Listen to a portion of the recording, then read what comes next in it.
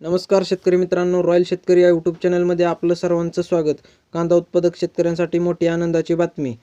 तर आज आपण या व्हिडिओमध्ये पाहणार आहोत 4 सप्टेंबर चालू घडीचे सर्व कांद्याचे भाव. चॅनलवर नवीन असाल तर चॅनलला सबस्क्राईब करा, व्हिडिओला लाईक करा. चला तर मग व्हिडिओ पाहूया.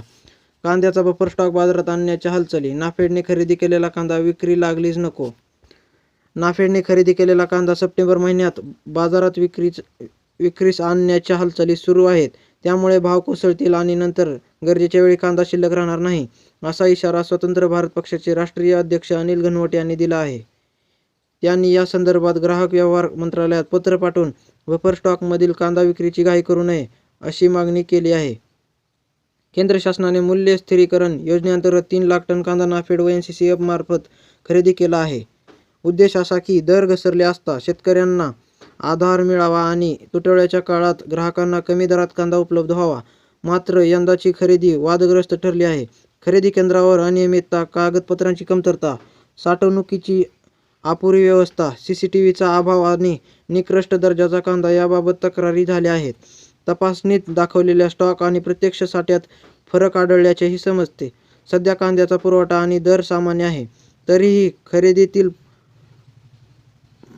खरेदीतील घोटाळा लपवण्यासाठी विक्रीची घाई केली जात असल्याचा आरोप घनवट यांनी केला.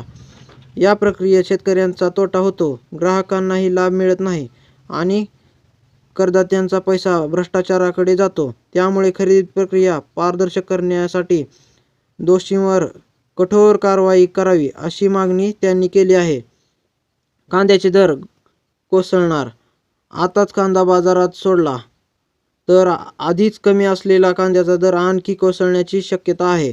साधारण ऑक्टोबर महिन्यापासून कांद्याचा तुटवडा निर्माण होतो व दरवाढ होऊ शकते.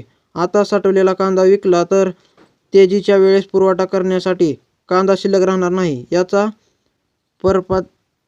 फायदा ना शेतकऱ्यांना होणार ना ग्राहकांना. तर मित्रांनो, चला आता आपण चालू घडीचे कांद्याचे मार्केटचे भाव पाहूया. गंगापूर उन्हाळी कांदा जास्तीत जास्त 2675 भावाने जाताना दिसत आहे. पिंपळगाव बसवंत उन्हाळी कांदा जास्तीत जास्त 2015 भावाने जाताना दिसत आहे. नागपूर पांढरा कांदा जास्तीत जास्त 2000 दराने जाताना दिसत आहे. वाई लोकल कांदा जास्तीत जास्त 2000 दराने जाताना दिसत आहे. सातारा 124 क्विंटलच्या आवकासून जास्तीत जास्त 2000 भाव दिसत आहे. चंद्रपूर गंजवड 190 क्विंटलच्या आवकासून जास्तीत जास्त 3000 दराने जाताना दिसत आहे. भेटूया नवीन व्हिडिओमध्ये. तोपर्यंत लाईक, शेअर, सबस्क्राईब नक्की करा. धन्यवाद.